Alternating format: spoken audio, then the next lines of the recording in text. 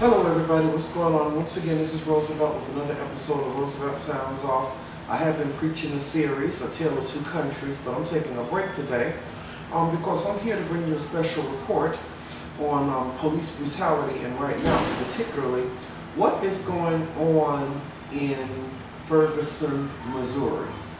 As many of you probably know, around last Saturday, a young man named Michael Brown was viciously shot down by a police officer in the city of Ferguson, which is a small hamlet 20 minutes just outside of St. Louis. Now, at first, the Ferguson police weren't really saying too much about what had gone on.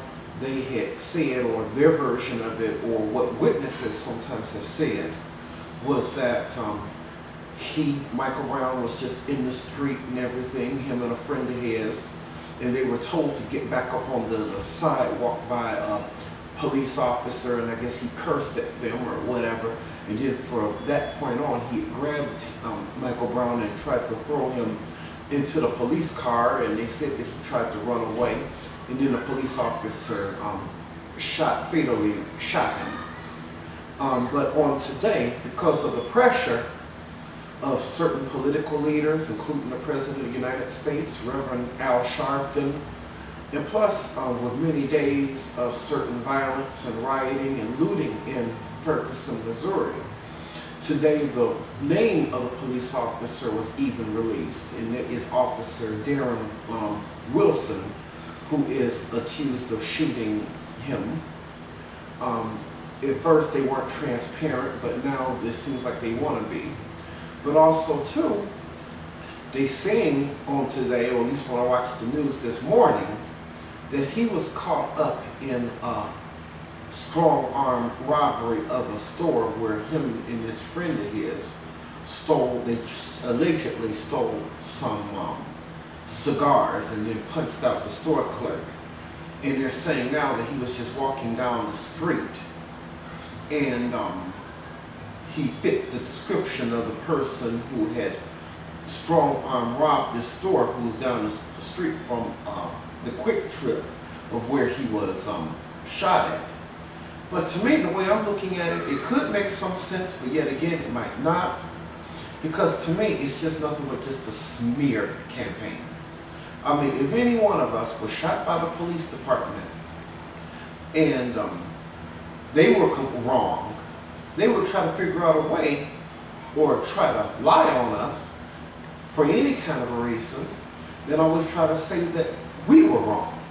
Or at least they would try to say that we were doing something to, provoke the whole matter, and say that we were wrong for, whatever had happened, with the police. So they're trying to say that he was caught up in this strong arm robbery, which I'm not too sure whether I completely believe yet. I have to see all the evidence just to be sure. And they only released the name of this officer just today when they were trying to keep the name of this officer secret.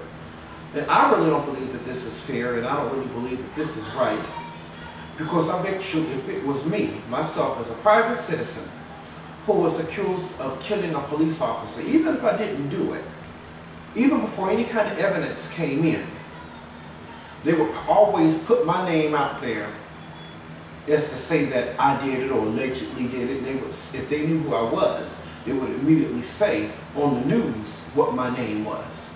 But it seems like white officers, or just police officers in general, can just go around doing wrong and even killing people, and none of us know who they are.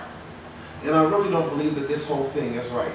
I really do not believe that it was right when people in Ferguson were trying to protest, that they were had officers dressed up in military gear and driving around in tanks and having M16s pointed at these people who were protesting peacefully.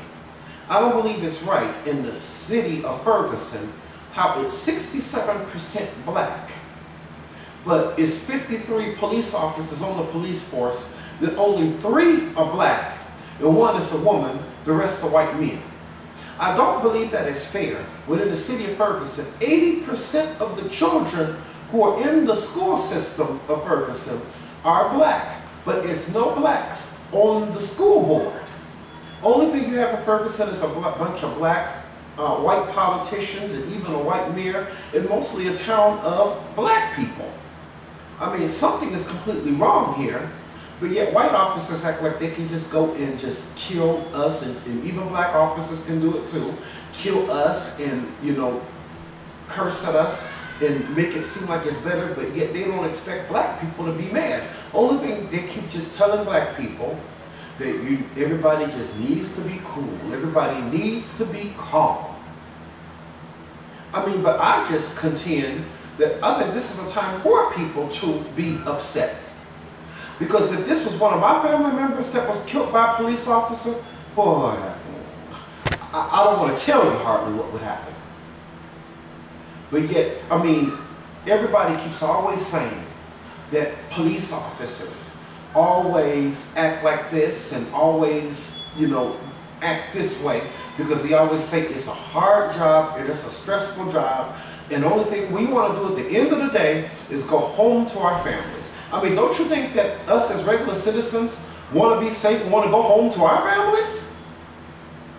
Come on now. I mean, we're human and we're people as well. We didn't do any kind of a thing wrong to, you know, deserve this kind of occupation.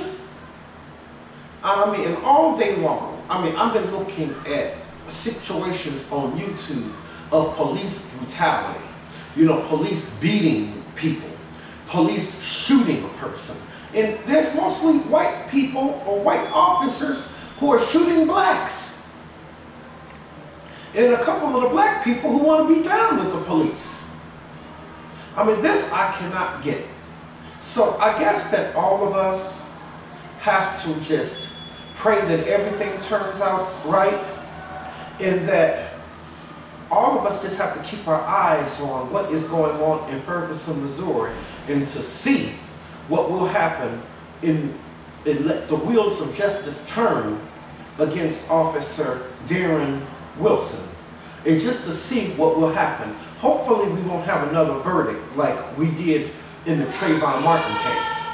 Hopefully these things will get better. Hopefully we will get justice. Once again, this is Roosevelt with another episode of Roosevelt Sounds Off Special Report. I'll see you again very, very soon.